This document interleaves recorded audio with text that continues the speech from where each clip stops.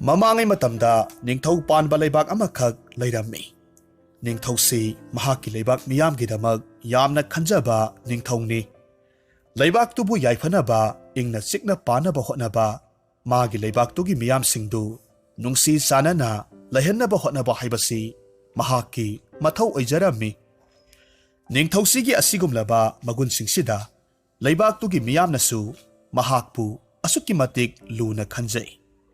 Matamduda ningthauduna leiriba leibaktuda khutsa haibagi lamda yamna hai singlaba u suba thomba kauba nupa amaga LAI YEKPAda asukki matik hai singlaba mani kauba nupa amaga su leirammi.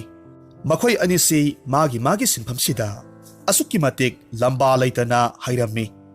Makhoi anigi makhut nanba haiba makhoina yekpa saba mitam laisingsi leibak adu khaknatana leibak kaya lanasu maming chatpa haibado oirammi. Miyamna asukki matik pamnaba LAI YEKPA amasung usuba haibadu oirammi. Thomba amasung mani magi hiramda amana amadagi henade. Makhoi anigi hai singba miyamna pamnaba sina maram oiraga thomba amadi mani amana amabu mithanade. Makhoi animag amana su heli haina ngaksaw thekna leinarammi. Nongmadi leibaktuda yamna sauba kumhai phiyong amakak pangthoklammi. Kumhai phiyong sida leibaktuda leiriba miyamdugi haijaba khutsa haibagi potlamsing amadi fajaraba masa masagi lokphamda thajaba puthokjaba pothok kaya marumsu miyamda utlammi. Aduga loina makhoi singdu yolammi. Kumhai phiyong asida thangnaba atai leibak singi phamnaiba angam athausing senjaw paiba ningthaugi mari mata imung manung pumnamak yengba laklammi. Aduga hariba kumhai sibu mapung phahalammi. Khwaidagi mapung oiriba miyamna pamnaribadi thombagi una saba mitamsing amadi manina yekpa laising aduni. Makhoi animag magi potpham kanaraga kumhai phiyongdu saruk yarammi. Makhoi anigi potphamduda mina sikna saina ngamdaba makhai mi asukki matik tilammi. Ningthaudusu miyamna pamnariba maming satliba thomba amadi manigi potphamdu yenglusi haidana magi manai masal kharaga thombagi manakta hana laklammi. Thombadu ningthongna mahakki potphamda lengsilakpaduda harau hairaklammi. Iningthau lengsinbirao nanai aina sajaba mitamsingsi mityeng tabiyu. Asumna wari saduna thombana ningthauda mahakki mitamsingdugi maramda wa kaya marum hairammi. Ningthaudusu thombagi makhut nanba fajaba mitamsingduda apenba phaurammi. Thombana makha taraklammi. Iningthaugisu aigi leiriba mitam mayam singsidagi apamba amatang khanbiyu. Ai khudol tamjage. Ningthaudu thombagi waduda noklaga hairammi. Haha, thomba yamna phare. Aigi ake amoksing thamliba leiteng thamliba maphamduda mase thamlage. Asumna hairaga leiriba singdudagi magi apamba amakak khalammi aduga makha tarakhi. Thomba ai kumhai phiyongse koina ngaihak yenglukhige. Horen halamdagi matamda aigi mida mitamse lauba tharakke. Haujikidi nangi nanakta ngaihaktang thanamge. Asumna hairaga ningthaudu manai masal singaloinana manigi potphamda amuk laklammi. Mani leibak ningthongna mahakki potphamduda lakpa ubada thaugalon galoinana harau tayamna oklammi. Iningthau sana mityeng tabiyu. Ningthongna hairammi. Mani onthoknasu phajakhre. Mitse pungpen hek penba haibado oire. Asumna hairaga ningthaudu ayekpa LAI amagi manakta changsillammi. Ngaihak thawai tana yenglammi. Mani ningthaugi manakta parap changsillammi aduga hairakhi. Iningthongna ayekpa LAI si pambirabadi nanai iningthaugi nafamda khudol tamjage. Asumna lai ayekpa adumasu ningthaugi mafamda khudol taurammi. Ningthaudu ngasai thombada hairamba adugumna ayekpa laidu horen kumhai phiyong yengba loiraba matung magi manaida lauba lakhange hairammi. Aduga kumhai phiyongdu makha tahna yengba chatkre. Ngaihakki matungda ningthaudu kumhai phiyongdu yengba loire. Maga lakminaba manai nupa amada ngasai thomba amadi manina tamlakhiba khudol singdu laurunabagidamak thaki. Nupadusu ningthauna hairakpagi matung inna thombagi manakta hana laklammi. Thombagi potphamdu yauraba kandadi thomba amadi magi mateng pangnaba lairiba nupa masaduga sanariba waridu ningthauna tharakpa manaiduna lona tarammi. Thombana hairamni. Kari haiba magi mani haiba nupaduna masu iningthauda magi ayekpa laidu khudol tawi haiba. Ha, mahakidubu aigi itau tamliba haibaduro. Magi masu khara pairaga pangyekta yaksanbaduna hekta yabro. Ha, aigi thabaksiga sangdamnabadi khara nopna thokaniko. Ngasaidagi sanariba wari singdu taramba ningthaugi manaidu karisu tadaba saraga haujikta lakpa saraga thombagi manakta sangsilaklammi. Ningthauna mitamdu puraknaba hairei haiduna tamlammi. Mitamdu puraga manigi manak tamna amuk laklammi. Somdasu mani amadi magi mateng pangnaba lairiba nupa masadu makoi anina sanariba waridu ningthaugi manai nupaduna lona tarammi. Manina hairammi. Hera magumbana aigi itauga tamba sariba. Ha, ukak utek khara pairaga nungthang amana kokak mathong maram khangdana pangsa saraga aina yekiba laisingsiga changdamnaba yabro. Handak muksu ningthauna tharakpa nupadu karimata khangdaba saraga manigi manakta changsilammi. Aduga khudol pottu lauraga laklammi. Konung yoraba kandadi ngasai thomba amadi manina amana amabu hunakhiba ai mangaire haidana ngaksau thetuna sana hauba wari pumnamak ningthauda tamlammi. Ningthau wafam singdu tarubada yamna nungairamde. Nungaitaba maithongda ningthauna hairakhi. Kari asukki matik hai singlaba khutsa hibagi lamsida laibak sida natana atopa laibak kaya marumda maming chaliba laibak sigi tanglaba chauthuk chaningai oiraba makhoi anina makhoigi mahaiduna maram oiraga amana amabu hamthana yengnaba hauraba. Masidi laibak sigi asauba mangjabani. Aduna ikhoi kari tauba tai. Asomna haiduna ningthaudu mahaki manaising kaurammi. Thomba amadi manigi matangda kari tausigi haidana mifam amakhak pangthoklammi. Mifamduda mayamna asomna hainarammi. Madudi makhoigi leibaktugi yening kumhai hairiba kumhaisi yorakadaba tha ahum khaktamak ngaire. Masida magi haijabi puthokhallaga miyamda ulasi asum haina yanarammi.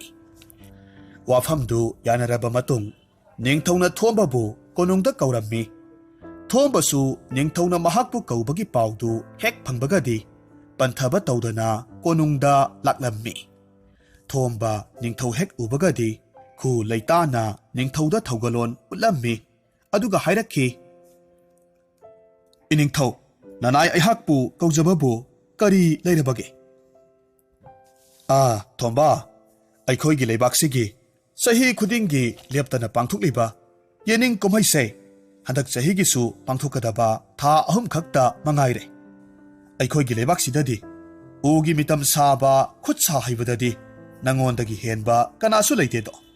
Aduna yening kumhaisigi ugi leiteng yumbina singba fajaraba mitam kayamarum sabase nangonda sahaningi. Ugi leitengi thabaksidi nangonda sinaningi.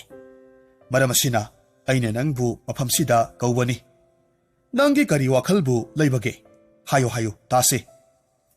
Thombasu ningthaugi waduda harauna hairammi. Iningthau ibungo nanai aihak iningthaugi mai choptanaba honajage. Karisu chingnabigano. Asumna thomba konungdagi amuk thoraklaga chatkre. Thomba hek chatkraba matung ꯃꯅꯤꯕꯨ ꯑꯃꯨꯛ ꯀꯣꯅꯨꯡꯗ ꯀꯧꯍꯜꯂꯝꯃꯤ꯫ ꯃꯅꯤꯁꯨ ꯅꯤꯡꯊꯧꯅ ꯀꯧꯕꯒꯤ ꯄꯥꯎꯗꯨ ꯍꯦꯛ ꯐꯪꯕꯒꯗꯤ ꯄꯟꯊꯕ ꯇꯧꯗꯅ ꯀꯣꯅꯨꯡꯗ ꯂꯥꯛꯂꯝꯃꯤ꯫ ꯅꯤꯡꯊꯧꯕꯨ ꯍꯦꯛ ꯎꯕꯒ ꯈꯨꯔꯨꯝꯖꯔꯝꯃꯤ꯫ ꯏꯅꯤꯡꯊꯧꯅ ꯅꯅꯥꯏ ꯑꯩꯍꯥꯛꯄꯨ ꯀꯧꯕꯤꯕꯗꯤ ꯀꯔꯤ ꯀꯔꯝꯕ ꯊꯧꯒꯥꯏ ꯂꯩꯕꯒꯦ? ꯅꯤꯡꯊꯧꯗꯨ ꯉꯁꯥꯏ ꯊꯣꯝꯕꯗ ꯍꯥꯏꯈꯤꯕꯒꯨꯝ ꯆꯞ ꯃꯥꯟꯅꯅ ꯃꯅꯤꯗꯁꯨ ꯍꯥꯏꯔꯝꯃꯤ꯫ ꯑꯗꯨꯒ ꯅꯤꯡꯊꯧꯅ ꯃꯈꯥ ꯇꯥꯔꯝꯃꯤ꯫ ꯑꯗꯨꯅ ꯃꯅꯤ, ꯌꯦꯅꯤꯡ ꯀꯨꯝꯍꯩꯁꯤꯒꯤ ꯈ꯭ꯋꯥꯏꯗꯒꯤ ꯃꯔꯨ ꯑꯣꯏꯅ ꯃꯤꯌꯥꯝ ꯇꯤꯟꯒꯗꯧꯔꯤꯕ ꯃꯐꯝꯗꯨꯒꯤ ꯐꯛꯂꯥꯡꯅꯆꯤꯡꯕꯁꯤꯡꯗ ꯅꯪꯕꯨ ꯃꯍꯧꯁꯥꯒꯤ ꯑꯣꯏꯕ ꯐꯖꯔꯕ ꯂꯥꯏ ꯀꯌꯥꯃꯔꯨꯝ ꯌꯦꯛꯍꯟꯅꯤꯡꯉꯤꯗꯣ? ꯃꯅꯤꯁꯨ ꯅꯤꯡꯊꯧꯒꯤ ꯋꯥꯗꯨꯗ ꯍꯔꯥꯎꯅ ꯌꯥꯔꯦ, ꯄꯨꯝꯅꯃꯛ ꯃꯍꯥꯛꯅ ꯐꯅꯕ ꯁꯤꯟꯒꯅꯤ ꯍꯥꯏꯔꯝꯃꯤ꯫ ꯑꯁꯨꯝꯅ ꯊꯥꯖꯕ ꯄꯤꯔꯝꯂꯕ ꯃꯇꯨꯡ ꯃꯅꯤꯁꯨ ꯀꯣꯅꯨꯡꯗꯒꯤ ꯆꯠꯈ꯭ꯔꯦ꯫ ꯑꯁꯨꯝꯅ ꯊꯣꯝꯕ ꯑꯃꯗꯤ ꯃꯅꯤ ꯌꯦꯅꯤꯡ ꯀꯨꯝꯍꯩ ꯄꯥꯡꯊꯣꯛꯀꯗꯕ ꯊꯥ 3 ꯉꯥꯏꯔꯕꯗꯨꯗ ꯃꯥꯒꯤ ꯃꯊꯧꯗ ꯃꯤꯠꯀꯨꯞ ꯑꯃꯠꯇ ꯂꯩꯊꯣꯛꯇꯕ ꯃꯈꯩ ꯊꯋꯥꯏ ꯍꯛꯆꯥꯡ ꯌꯥꯎꯅ ꯍꯣꯠꯅꯔꯝꯃꯤ꯫ ꯅꯣꯡꯃ ꯑꯁꯨꯝ ꯍꯧꯈꯤꯕꯅ ꯊꯥ 3ꯗꯨ ꯂꯣꯏꯈ꯭ꯔꯦ꯫ ꯌꯦꯅꯤꯡ ꯀꯨꯝꯍꯩ ꯍꯧꯅꯅꯕ ꯀꯣꯅꯨꯡꯗ ꯂꯩꯔꯤꯕ ꯃꯤꯌꯥꯝꯁꯤꯡ, ꯀꯣꯅꯨꯡꯒꯤ ꯑꯆꯧꯕ ꯊꯧꯗꯥꯡ ꯄꯨꯔꯤꯕ ꯑꯉꯝ ꯑꯊꯧꯁꯤꯡ ꯑꯃꯗꯤ ꯂꯩꯕꯥꯛꯇꯨꯒꯤ ꯃꯤꯌꯥꯝ ꯄꯨꯝꯅꯃꯛ ꯁꯦꯝ ꯁꯥꯅꯔꯝꯃꯤ꯫ ꯍꯥꯏꯔꯤꯕ ꯀꯨꯝꯍꯩ ꯑꯁꯤꯗ ꯅꯤꯡꯊꯧꯅ ꯂꯩꯕꯥꯛ ꯀꯌꯥꯒꯤ ꯈꯨꯠ ꯁꯥ ꯍꯩꯕꯒꯤ ꯂꯝꯗ ꯍꯩ ꯁꯤꯡꯂꯕ ꯃꯤꯑꯣꯏ ꯀꯌꯥꯃꯔꯨꯝꯁꯨ ꯑꯈꯟꯅꯅ ꯆꯦꯄꯥꯎ ꯄꯤꯔꯒ ꯀꯨꯝꯍꯩꯗꯨ ꯁꯔꯨꯛ ꯌꯥꯕꯤꯅꯕ ꯄꯥꯎ ꯆꯦꯜꯂꯝꯃꯤ꯫ ꯑꯁꯨꯝꯅ ꯀꯨꯝꯍꯩ ꯍꯧꯒꯗꯕ ꯅꯣꯡꯃ ꯋꯥꯠꯂꯤꯉꯩꯗꯒꯤ ꯂꯩꯕꯥꯛ ꯀꯌꯥꯗꯒꯤ ꯆꯦꯄꯥꯎ ꯊꯥꯔꯒ ꯀꯧꯔꯨꯕ ꯑꯈꯪ ꯑꯍꯩꯁꯤꯡꯗꯨ ꯀꯣꯅꯨꯡꯗ ꯊꯨꯡꯂꯔꯝꯃꯤ꯫ ꯂꯥꯛꯂꯤꯕ ꯃꯌꯥꯝꯗꯨ ꯅꯤꯡꯊꯤꯅ ꯃꯤꯊꯨꯡꯁꯪꯗ ꯑꯣꯛꯄꯤꯔꯝꯃꯤ꯫ ꯑꯁꯨꯝꯅ ꯅꯨꯃꯤꯠꯇꯨꯃ ꯍꯧꯈ꯭ꯔꯦ꯫ ꯀꯨꯝꯍꯩ ꯍꯧꯕ ꯅꯨꯃꯤꯠ ꯑꯗꯨꯅꯤ꯫ ꯀꯨꯝꯍꯩꯗꯨꯒꯤ ꯃꯔꯨ ꯑꯣꯏꯅ ꯆꯥꯎꯔꯕ ꯀꯥ 2 ꯈꯛ ꯁꯦꯝꯂꯝꯃꯤ꯫ ꯀꯥ ꯑꯆꯧꯕ ꯑꯃꯅ ꯊꯣꯝꯕꯅ ꯁꯥꯕ ꯐꯖꯔꯕ ꯌꯨꯝꯕꯤꯁꯤꯡ, ꯐꯖꯔꯕ ꯃꯤꯇꯝ ꯀꯌꯥꯃꯔꯨꯝ ꯊꯝꯂꯝꯃꯤ꯫ ꯑꯗꯨꯒ ꯀꯥ ꯑꯆꯧꯕ ꯑꯃꯗꯅ ꯃꯅꯤꯒꯤ ꯐꯖꯔꯕ ꯃꯈꯜꯒꯤ ꯃꯆꯨ ꯀꯌꯥꯅ ꯅꯤꯡꯊꯤꯅ ꯌꯦꯛꯂꯕ ꯂꯥꯏ ꯀꯌꯥꯃꯔꯨꯝꯅ ꯂꯩꯇꯦꯡꯉꯤ꯫ ꯀꯥꯗꯨꯒꯤ ꯃꯊꯛ ꯑꯃꯗꯤ ꯑꯀꯣꯏꯕꯒꯤ ꯐꯛꯂꯥꯡꯁꯤꯡꯗꯨꯁꯨ ꯄꯨꯛꯅꯤꯡ ꯍꯨꯅ ꯐꯖꯔꯕ ꯂꯥꯏ ꯀꯌꯥꯃꯔꯨꯝꯅ ꯂꯩꯇꯦꯡꯉꯤ꯫ ꯑꯁꯨꯝꯅ ꯅꯤꯡꯊꯧꯅ ꯆꯦꯄꯥꯎ ꯊꯥꯔꯒ ꯀꯧꯔꯨꯔꯤꯕ ꯑꯈꯪ ꯑꯍꯩꯁꯤꯡ ꯑꯃꯗꯤ ꯐꯝꯅꯥꯏꯕ ꯑꯉꯝ ꯑꯊꯧꯁꯤꯡꯒ ꯂꯣꯏꯅꯅ ꯊꯣꯝꯕꯅ ꯁꯥꯔꯤꯕ ꯂꯩꯇꯦꯡ ꯀꯌꯥꯃꯔꯨꯝ ꯊꯝꯕ ꯀꯥꯗꯨꯗ ꯆꯪꯂꯛꯂꯝꯃꯤ꯫ ꯂꯥꯛꯂꯤꯕ ꯑꯈꯪ ꯑꯍꯩꯁꯤꯡꯗꯨ ꯂꯩꯔꯝꯂꯤꯕ ꯐꯖꯔꯕ ꯂꯩꯇꯦꯡꯁꯤꯡꯗꯨꯗ ꯑꯁꯨꯛꯀꯤ ꯃꯇꯤꯛ ꯊꯋꯥꯏ ꯇꯥꯅ ꯌꯦꯡꯂꯝꯃꯤ꯫ ꯁꯤꯃꯗꯤ ꯊꯤ, ꯁꯤꯃꯗꯤ ꯐꯖꯩ, ꯁꯤꯃꯅ ꯍꯦꯜꯂꯤ ꯍꯥꯏꯕ ꯉꯝꯂꯝꯗꯦ꯫ ꯈꯨꯗꯤꯡꯃꯛ ꯆꯞ ꯃꯥꯟꯅꯔꯝꯃꯤ꯫ ꯉꯥꯏꯍꯥꯛ ꯑꯁꯨꯝꯅ ꯌꯦꯡꯂꯕ ꯃꯇꯨꯡ ꯅꯤꯡꯊꯧꯅ ꯃꯤꯌꯥꯝꯗ ꯑꯣꯟꯁꯤꯜꯂꯒ ꯍꯥꯏꯔꯝꯃꯤ꯫ ꯂꯥꯛꯄꯤꯔꯤꯕ ꯑꯈꯪ ꯑꯍꯩ ꯃꯌꯥꯝ ꯄꯨꯝꯅꯃꯛ ꯇꯥꯕꯤꯌꯨ꯫ ꯎꯅ ꯁꯥꯕ ꯂꯩꯇꯦꯡꯁꯤꯡꯁꯤ ꯀꯝꯗꯧꯕꯤꯕꯒꯦ? ꯑꯈꯪ ꯑꯍꯩ ꯃꯌꯥꯝꯁꯤꯡꯗꯨꯒꯤ ꯃꯔꯛꯇꯒꯤ ꯅꯨꯄꯥ ꯑꯃꯅ ꯍꯥꯏꯔꯝꯃꯤ꯫ ꯏꯅꯤꯡꯊꯧ, ꯑꯣꯟꯊꯣꯛꯅꯕꯨ ꯐꯖꯈ꯭ꯔꯦ! ꯑꯩꯅ ꯈꯨꯠ ꯁꯥ ꯍꯩꯕꯒꯤ ꯂꯝꯁꯤꯗ ꯑꯁꯨꯛꯀꯤ ꯃꯇꯤꯛ ꯊꯤꯖꯤꯟꯖꯔꯛꯄ ꯃꯇꯝꯗ ꯑꯁꯤꯒꯨꯝꯅ ꯐꯖꯕ, ꯑꯁꯤꯒꯨꯝꯅ ꯅꯤꯡꯊꯤꯖꯕꯁꯦ ꯑꯃꯨꯛꯇꯁꯨ ꯊꯦꯡꯅꯗ꯭ꯔꯤ꯫ ꯑꯩ ꯀꯨꯝꯍꯩ ꯐꯤꯌꯣꯡ ꯀꯌꯥꯃꯔꯨꯝꯗꯤ ꯌꯦꯡꯖꯔꯛꯂꯕꯅꯤ, ꯑꯗꯨꯕꯨ ꯃꯁꯤꯒꯤꯁꯤꯅ ꯈ꯭ꯋꯥꯏꯗꯒꯤ ꯍꯦꯟꯅ ꯐꯖꯕ ꯍꯥꯏꯕꯗꯣ ꯑꯣꯏꯔꯦ꯫ ꯅꯨꯄꯤ ꯑꯃꯅ ꯑꯃꯨꯛ ꯍꯥꯏꯔꯛꯈꯤ꯫ ꯑꯆꯨꯝꯕꯃꯛꯅꯤ ꯏꯅꯤꯡꯊꯧ, ꯑꯩꯍꯥꯛꯁꯨ ꯑꯁꯤꯒꯨꯝꯕ ꯀꯨꯝꯍꯩ ꯀꯌꯥꯃꯔꯨꯝꯁꯦ ꯁꯔꯨꯛ ꯌꯥꯔꯨꯔꯕꯅꯤ, ꯑꯗꯨꯕꯨ ꯉꯁꯤꯒꯤ ꯑꯁꯤꯒꯨꯝꯕ ꯑꯁꯨꯛ ꯐꯖꯕꯁꯤꯗꯤ ꯑꯃꯠꯇ ꯍꯦꯛ ꯊꯦꯡꯅꯈꯤꯗ꯭ꯔꯤ꯫ ꯁꯥꯔꯤꯕ ꯃꯤꯇꯝꯁꯤꯡ, ꯂꯩꯇꯦꯡ ꯃꯌꯥꯝꯁꯦ ꯑꯣꯟꯊꯣꯛꯅꯁꯨ ꯐꯖꯈ꯭ꯔꯦ꯫ ꯃꯍꯧꯁꯥ ꯂꯥꯏꯔꯦꯝꯕꯤꯒꯤ ꯈꯨꯠꯁꯦꯝꯒ ꯅꯛꯁꯤꯟꯅꯕꯒꯨꯝ ꯇꯧꯔꯤꯌꯦ꯫ ꯑꯣꯟꯊꯣꯛꯅꯁꯨ ꯐꯖꯈ꯭ꯔꯦꯕꯨ꯫ ꯑꯁꯨꯝꯅ ꯑꯈꯪ ꯑꯍꯩꯁꯤꯡꯗꯨꯅ ꯃꯥꯒꯤ ꯋꯥꯈꯜꯂꯣꯟꯁꯤꯡ ꯐꯣꯡꯗꯣꯛꯅꯔꯝꯃꯤ꯫ ꯃꯤꯌꯥꯝꯅ ꯍꯥꯏꯔꯛꯄ ꯐꯖꯔꯕ ꯋꯥꯍꯩꯁꯤꯡꯗꯨꯗ ꯅꯤꯡꯊꯧꯗꯨ ꯃꯊꯃꯣꯏꯗ ꯑꯄꯦꯟꯕ ꯐꯥꯎꯔꯝꯃꯤ꯫ ꯑꯁꯨꯝꯅ ꯃꯤꯌꯥꯝꯗꯨ ꯎꯒꯤ ꯂꯩꯇꯦꯡꯁꯤꯡꯗꯨ ꯌꯦꯡꯕ ꯂꯣꯏꯔꯕ ꯃꯇꯨꯡ ꯃꯅꯤꯒꯤ ꯑꯌꯦꯛꯄ ꯂꯥꯏ ꯃꯌꯥꯝꯅ ꯂꯩꯇꯦꯡꯕ ꯀꯥꯗꯨꯗ ꯑꯃꯨꯛ ꯂꯥꯛꯂꯝꯃꯤ꯫ ꯃꯤꯌꯥꯝꯗꯨ ꯃꯥꯒꯤ ꯊꯣꯛꯄ ꯑꯌꯦꯛꯄ ꯂꯥꯏꯁꯤꯡꯗꯨ ꯊꯋꯥꯏ ꯇꯥꯅ ꯌꯦꯡꯅꯔꯝꯃꯤ꯫ ꯃꯁꯤꯗꯁꯨ ꯑꯗꯨꯃꯉꯥꯏ, ꯁꯤꯃꯗꯤ ꯐꯖꯩ, ꯁꯤꯃꯗꯤ ꯐꯖꯗꯦ ꯍꯥꯏꯅꯤꯡꯉꯥꯏ ꯂꯩꯇꯦ꯫ ꯑꯁꯨꯛꯀꯤ ꯃꯇꯤꯛ ꯄꯨꯛꯅꯤꯡ ꯁꯨꯝꯍꯠꯅꯤꯡꯉꯥꯏ ꯑꯣꯏꯔꯕ ꯂꯥꯏ ꯉꯥꯛꯇꯅ ꯂꯩꯇꯦꯡꯂꯝꯃꯤ꯫ ꯍꯟꯗꯛꯃꯨꯛꯁꯨ ꯅꯤꯡꯊꯧꯅ ꯍꯥꯟꯅꯒꯨꯝꯅ ꯑꯈꯪ ꯑꯍꯩꯁꯤꯡꯗꯨꯗ ꯃꯈꯣꯏꯒꯤ ꯋꯥꯈꯜꯂꯣꯟ ꯍꯪꯂꯝꯃꯤ꯫ Maduda nupa amakakna hairami. Iningthau, masisu adumangai. Onthokna phajakre. Hek yengba matamda yekliba singpat turel upan wapan hai lei pumnamakse taseng na imangda leiri boy khalure. Ai isase ka amagi manungda leiribani haiba phawba khandre. Haikol leikol singpat turel mahusa larembi ki tampakta leiri boy khalalido. Ningthaudu mayamgi wakhalon sing taraba matungda mahaki manai masal singda thaudarammi.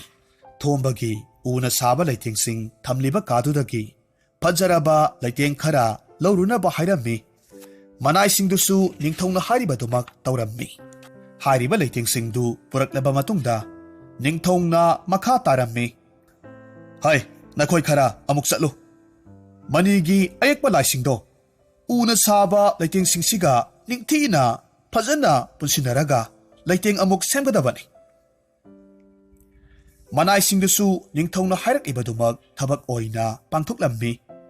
Mayamdu semba loirakpadadi kayagi matik ningthijakre. Hanagi tongan leiringai matamtuda phajarambadudagi saruk chama henna phajakre. Oiriba mataududa miyamdu maya umsingani haiba kauba makhai ngakna yengnarami. Mahausagi phajaraba asengba saktamsing utpa ngamliba laisingduda amadi leiteng hapliba mitamsing leiteng singduda mit kuptaba makhai yenglaga leirammi. Ningthongna makha tana akhang ahisingduda hanglammi. Mayam pumnamak masidi kamdawbage. Tilliba miyamdu makhoina uriba phajabadu saithanaba wahi amatta thoknakhidre. Tasengna makhoina uriba phajabaduda sumhatkre. Ningthongna thomba amadi manibu toksillammi aduga makha tarammi. Thomba mani nakhoi anigidi kari hainingba wakhalon lei. Hayo tasi. Ningthaugi waduda thomba amadi mani wakhal taraklammi. Mamai singdu nontharaga lei. Thomba na tapna khumlakki. Iningthau. Ai ngasidi wakhal tare. Tasengna ai na mahele haiba wakhal amana aibu singlaga purure. Nanaibu amukta ngakpiyo. Thomba manida amuk onsilammi aduga hairammi. Itaw.